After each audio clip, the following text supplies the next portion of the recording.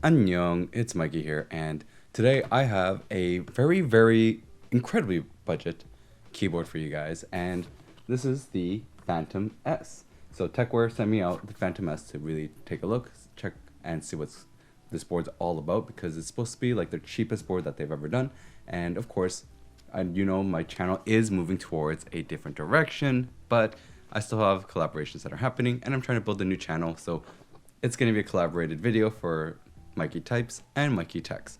So we're going to have to see how is this board, would this be a decent board to grab as a budget board or not. So let's go check and see, do the unboxing, but please make sure to like and subscribe and come join the Discord because our Discord, we always discuss about different things. And if you ever have questions, we have a group of people that always like to answer, and it's an incredibly friendly environment, and that's where I want to keep it. So come join it up, and let's go right into this video. Now, starting off with the unboxing of the Phantom S.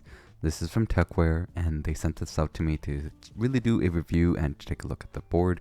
This is supposed to be an incredibly budget board, but we'll see later on in this video. Now, the box itself, I'm going to be honest, the packaging is quite budget. Though, for a budget board, they provide a braided cable, which is really not bad when you consider it, and a keycap puller, switch puller, and also extra switches. Now, these switches are going to be what they say is the Tecware switch, but we'll see later that it's actually got a different logo on it. Now, taking a look, you also get a manual, and now time to look at the board itself. So they do package it pretty decently, but again, it really feels like a very budget package. The board itself has a USB dongle holder spot, which is awesome, and overall the board feels quite light and flexible, but we're going to have to really weigh this board before we go into a sound test, so this thing's going to weigh a total of 730 grams.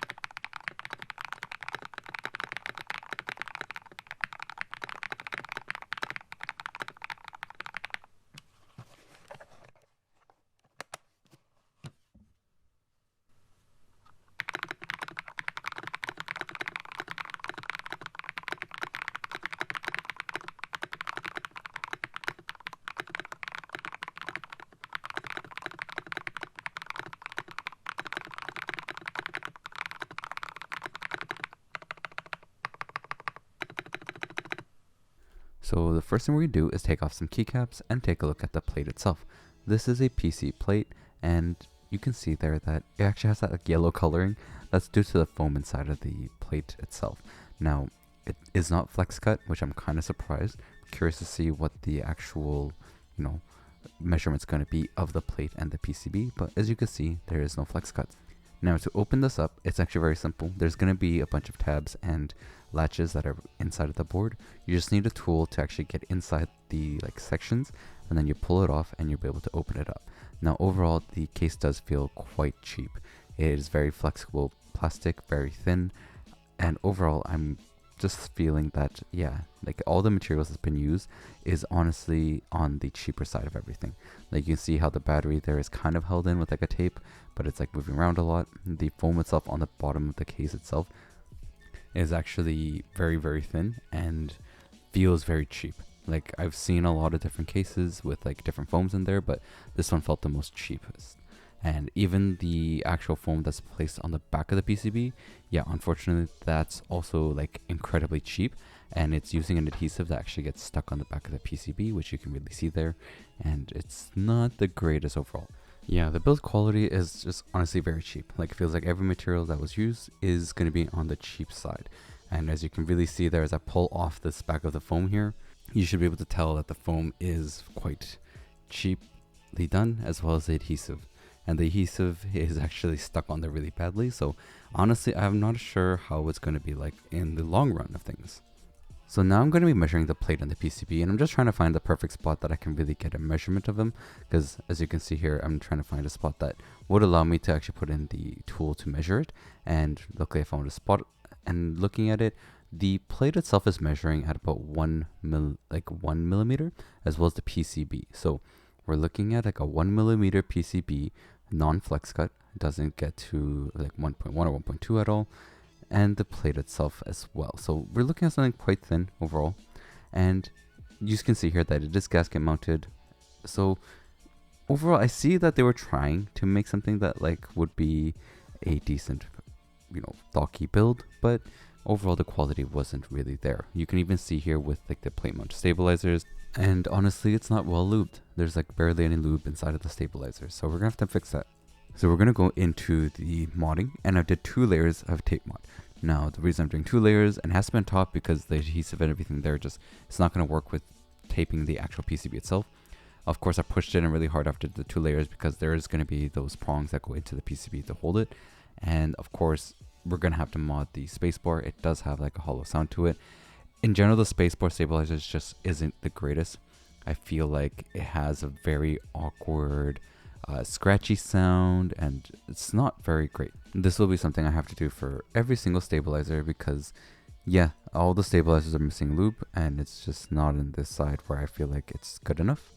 And you will definitely feel that as well if you get one. So this is what we do: is we get a syringe. This is probably the easiest way to do it, and on Amazon you can probably buy one of these. Like either you can buy a syringe yourself, or you can buy yourself one of the Krytox 205 with the syringe, and it's going to be around like 15-20 bucks dependent. So once we're done that, we're going to put it together, and then we give you a modded sound test.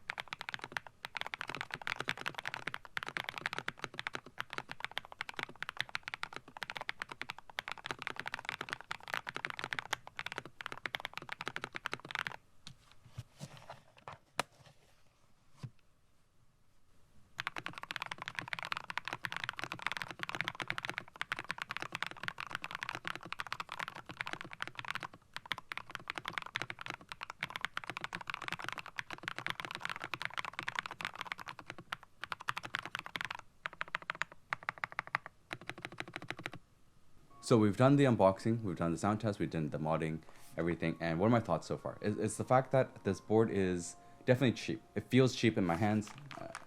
You'll really see. I think they did a decent job with it in terms of like the sound profile of making a thoughtful board. The switch inside is not bad. It does have a thockier sound profile to it. And overall, I think the stabilizers just aren't good. The stabilizers are very, very bad. You have to lube them a lot. Like they're not pre-lubed properly. So you're going to have issues with that. Even when you add lube, you have to do it quite a bit or it's going to come off not so great. That's from my experience with it. Even now, after doing everything, it's still not perfect. We're really going to have to go like more in look into it, like when I do the full, in-depth look, and of course do the software. I think this is a decent Thocky, but not like an amazing Thocky, right? Like there's some boards out there that are around the same budget that's actually going to be even thockier and have like a nicer sound to it. So definitely something that I think is gonna need more work, in my opinion. We will have to go more in depth though for for me to show you guys and really take a look to see how it is. So let's go right into that. So going right into what I'm thinking of this board, it is a very, very budget, very plasticky board. Now you do get the switches on the left, which, you know, gives you like the wireless, so 2.4, Bluetooth or wired. It's an interesting like switch over there. I've seen it in other boards, like budget boards before, but this one, it kind of just feels a little bit just there for the purposes of having a switch on the board. In general though, the switch itself is decent. It has the little clicks that you need in between to know which way you're set at, but overall I think it's nice. In general, it's just nice to have a switch that you can change things. Now going into it, you also get a screen on the right, and you can see here that they have like the Bluetooth connection button, so it lights up for the specific key that has the Bluetooth, and then you'll be able to tell which one you're using. Now going into the screen itself, it's just a bare screen, and then the volume knob, it does shake a lot, so the volume knob will move and shake, and unfortunately it's not like very stiff. It does have the nice notches though, so that you are actually feeling each groove when you are moving the volume knob. That's a nice thing. The battery life overall though is not the greatest. It's not bad, but you will end up charging it like after maybe like a week and a half of use. Unfortunately, like we'll go into it later with it, but the lighting actually doesn't turn on when you're using it in wireless mode, which is very weird. But that also kind of helps with the battery life, I guess. But yeah, and you can't really control the screen with the volume knob either. Now, overall, I think in general, like these switches in these is kind of on like a thockier side of sounds, but it's not too loud. Like it's gonna be on a medium volume, where if you can see here, as I use it with like a sound tester, decibel tester, you know, it's going all the way up to like 70 decibels. So it is gonna be quite loud in terms of the sound if you're in front of it with no other sound around you. If you're in an office space, it's not going to be crazy loud, and you're not going to be bothering a ton of people. Maybe like people that are sitting like kind of right next to you. But if you were in like an office space with a shared office, then you're not going to be bothering like people maybe like a couple desks away. It is nice that there's a USB dongle holder. It's on the side though, and it kind of slips out pretty easily, so just be aware of that. Overall, as you could have heard there, like it does have a big hollow sound for the plastic case. I think, yeah, it's missing a lot of things. I think overall, for a plastic build and how it feels, I just feel that it's not the best that I've tried, and it's going to be on the cheaper side of a lot of the boards that I've tried. Even like the angles, you get a decent angle, but the angle height I feel like is not the best angles. You do get like a higher angle, which I feel is technically more of like a medium angle, and then the low angle is like a very low angle. So keep in mind for yourselves if you do like the like really high angles that some plastic boards have. And yeah, I mean, I gotta admit, this thing is okay with the switches as well. These switches stock actually come pretty decently lubed. The only thing is it's not like consistent with every single switch, but most of the switches. So after lubing like pretty much majority of the switches here, from like I would say about 80 of them, I think maybe 6 or 7 of the switches weren't well lubed and like missing some lube, but then the rest of the switches are actually quite well lubed. And in general, this is going to be a north facing like RGB, so that's going to be a good thing for in terms of lighting. The switch itself, so I had to double check on this, but it's not actually a Tecware switch, even though they say it's a Tecware red switch. It says Huano on there, so you are using a Huano switch on these boards. And yeah, the stem mobile on this, like you don't get a ton of rattling on the top end, but you will get some movement once it's pressed down. So you are going to get horizontal movement. You're also going to get vertical movement. There is some stem wobble that is on the switch, and it's noticeable. Now the backlighting, I actually have to plug this in to do the backlighting just because you cannot do backlighting on wireless mode. The lighting on this board is quite bright, so you do have shine through keycaps, and the lighting is very bright. As you can see here, you do have different brightness levels, and overall, I would say that if you do like your RGB, definitely it has that bright RGB. The only thing is, once you unplug it for wireless, you just start getting nothing. Like, it doesn't work at all. So I've tried resetting it, I've tried many different things, but unfortunately, when you have it unplugged and wireless, there is no RGB backlighting available. I was looking through the settings to see if I can turn it on or off or anything. It doesn't work. You do get the screen showing up though, right? Like, you can see the screen, it's quite bright, but yeah, backlighting on the board itself does not have anything. So going into the website to take a look at it. So it's Techware's Phantom S, and it's a 75% board, which has a ABS keycaps. So interestingly enough, it's ABS and it's double shot. It does have the shine through, and it's gonna have like pre-loop switches, as I said, and it's pretty much just one color. The sound dampening, all these things with like RGB, honestly, as I was saying, again, the sound dampening, very minimal. You don't really get great sound dampening at this board. The ABS keycaps honestly do not feel like the best quality ABS keycaps, and this is me, like, after been trying the GMKs or DCX. Yeah, it's not like any of that kind of quality. You're getting really budget quality ABS. So this is a 4000 mAh battery, and you get a decent battery life, as I was saying, but I would say like it's not going to be like a month of battery. You're probably going to get about a week and a half to 2 weeks. And they only sell on Amazon, so you have to buy this on Amazon, and it's going to be $49.99, so 50 USD. I think for 50 USD, for pretty much what I've experienced with it so far in terms of like everything, it is a budget and it makes sense. Like, the pricing matches with what you're paying for it, but at the same time, it's going to be feeling much cheaper. The software itself is a Tecware software, so they have their own software with this. It's not as bad as like some of the other software I've seen, you know, like the ones that I've shown with like Aula and Epamaker, like that really old software. This one is technically better. I gotta admit, it is a little bit better in terms of the like UI and everything. It is a little bit better with all that. You also get the screen settings right there. So yeah, I would have to say better than that really old software, and gives you all the bare minimums that you need. So that's a good thing. But after that, not much else. You're not going to get like a ton of customizations like VIA, but you'll get the bare minimum to get your keyboard set up and be able to use for certain things that you need to do for gaming, backlight color, such things like that. You even get a macro settings, which is awesome. So those are things that you do get with this software overall. And even in the lighting settings, you can even see the lighting that you're doing, which is a nice thing, right? Like, not all software does that.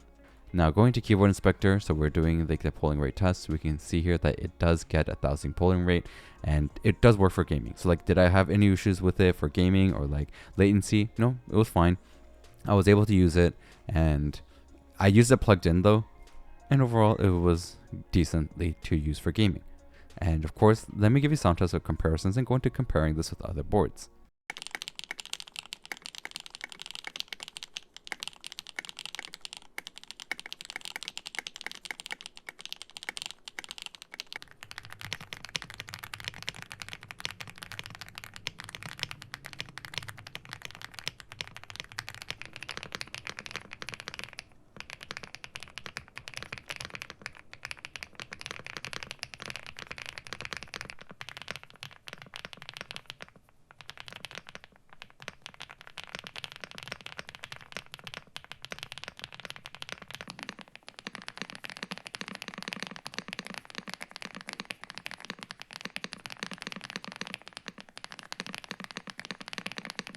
So going in to really compare it with other boards. Now, what is my thoughts? Right, this is a $50 keyboard. I've tried a lot of budget boards out there, and it's, how should I say it? It's a bit awkward for me to say like, oh yeah, this is super budget that you should like spend $50 to go get this board, because overall, everything that I've experienced with it, it is a bit lacking in many things. But at the same time, it is a lot cheaper than a lot of these other boards that I've tried. So for example, the Mechlands Vibe 75, the Epamaker G84 for another example. This is like one of my favorite budget ones. You also have the Ola F75, which a lot of people loved. And there's also the Epicmaker EA75, which is like a copy version of the F75, even though technically they're both the same makers. But yeah, it's like a copied version. And there was also the Linky 87, which is going to be a Elecfox budget board. And you can see right there the pricing wise, it's 45 USD.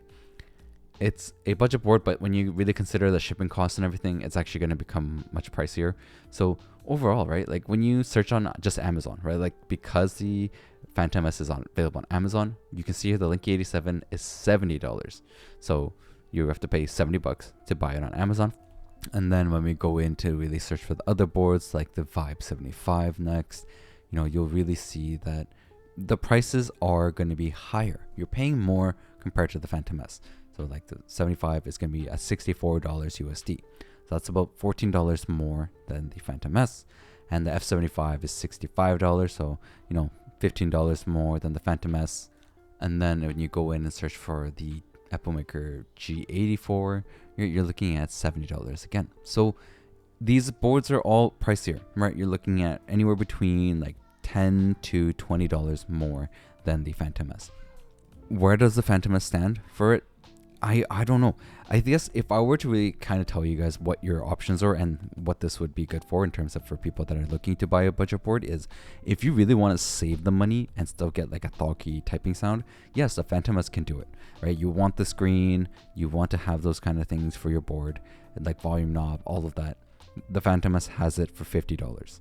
But if you really want something that's built better with a better quality build, you're going to want to spend the extra money. Right, like the G84, honestly, even now, I say is the best choice. I know the G84 is still like $15 more, or like technically you can go to $20 more. It depends on what's on sale. It's kind of worth spending the more for the better quality build than just saving the money and going for something very, very cheap, in my opinion. So overall, my honest opinion is that it's okay, but not that great. It is 50 USD. It's a definitely very budget board. But there's a lot of other boards out there that are kind of like around the same price. And they go on sale for similar prices. Or you have to spend maybe like 10 more bucks, 15 more bucks. And it's going to be a better quality. This is definitely what I feel is a bit on the very cheap side of how it's built and everything. And in my honest opinion, I think it could probably be even cheaper. And if it was cheaper, I would say maybe even more worth it. But at 50 USD, I think it's just hard for me to say justify that it is a good price. The reason being, as I said, there's a lot of boards that can go on sale that can be at the same price and a better quality. So that's just my honest opinion. I think they really should look into maybe improving a bit on terms of the PC, of the case, and of course improve on like the stabilizers. I think that's going to be important. So go check out the other videos I got. You know, you can check out Mikey Techs, you can check out Mikey Types. We have different channels for different things. Of course, come join our Discord. It's going to be an awesome community, super friendly, and you can ask any questions you want there. And of course, recommend me content. And of course, I'll have to catch you guys next time.